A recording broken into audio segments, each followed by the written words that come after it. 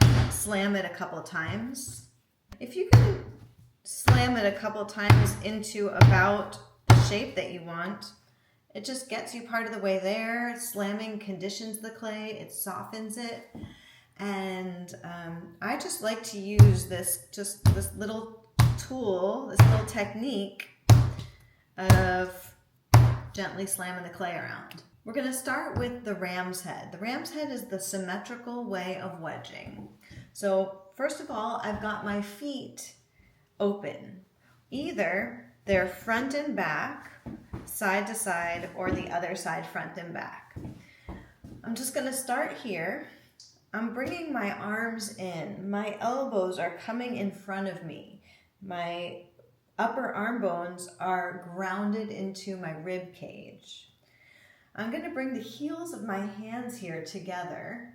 So heels of my hands are together and they're on the top of the clay right here in front of me. So this is like 6 o'clock. Here's 12 o'clock.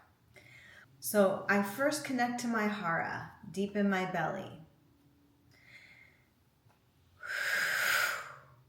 This is kind of like making a J. I go down and out just a little bit, and then I'm going to pull it back towards me. Okay, so let's do that again. Heels of the thumbs together. What do you call that part? I don't know. The part of your palm that's underneath your thumbs together, and I'm going to push.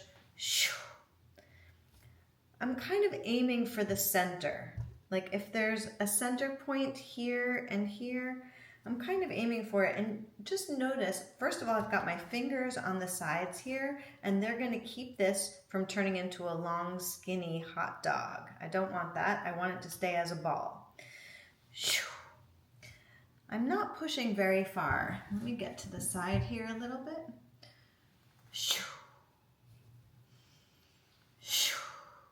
Okay, so from my hara, my arms in, and what I do is I'm just leaning forward. I'll air wedge here for a sec. I'm just leaning forward and my upper body is translating my weight from my elbow, through my wrists into the clay. Okay?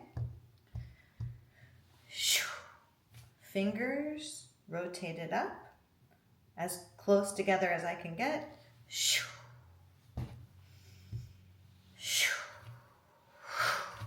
You can breathe a little more naturally. Remember to keep your hands on the side, containing it. And then find a rhythm. I'm shifting my weight from my back foot into my front foot. And I'm really thinking about my hands moving into the center of this mound of clay. Okay, now after a while, the ram's head gets very tiring. So let's just say we're done. Let's just say we're done. I don't really like doing the ram's head by itself. It doesn't feel great on my body. Body comfortable, I'm done. What I'm going to do is roll this back, and I'm pushing down and rolling back when I do that. And that gets this lip that formed to integrate. Now I'm going to take my dominant hand, that was this side, my dominant hand, and I'm going to pick it up, and that becomes the top. I slam it, and then if this is turning on the wheel, let's highlight this lip that was there. That's the spiral.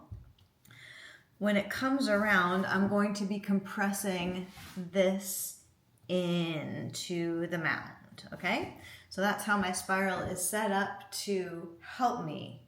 If I were to make my non-dominant hand the top, then when I compress here, it would be basically unwrapping this. So I'd be going against the work that I just did. Okay, that's why dominant hand side is the top of the clay. Okay, now we're going to do it again, and we're going to learn spiral wedging. Spiral wedging, the way that I do it, I start off with the ram's head. So let's do that again. Start off with the ram's head, pushing into the center of the clay. You want it to kind of look like this, these layers. And now, here's how to start spiral wedging. We're going to fan dominant hand. we're going to use the fingers of the other hand to tilt this up so it comes up onto the lip, right? So here it's lying flat, here it's up onto the lip, and then we're going to give it a 45-degree angle turn.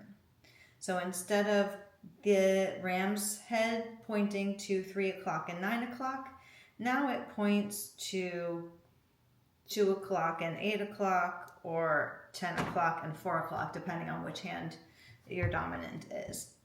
Okay, so here we are, same thing. So that's the symmetrical push, fan, here's the asymmetry. We turn it up and give it a little angle. Let's call that, I'm not sure how many degrees that is, but fan, pull and twist. See how there's the minimum contact with the wedging table. Every time I pull it up, there's minimum contact. Not like this, not laying partly down, but as little of the clay as possible onto the wedging table. Down and in, fan, pull. Fan, pull, fan, pull, fan, pull. Okay, that's the slow motion. And then when you get into a rhythm. Now I automatically cross my fingers. We'll see this as we get onto the wheel, that it's great to turn your hands into a tool.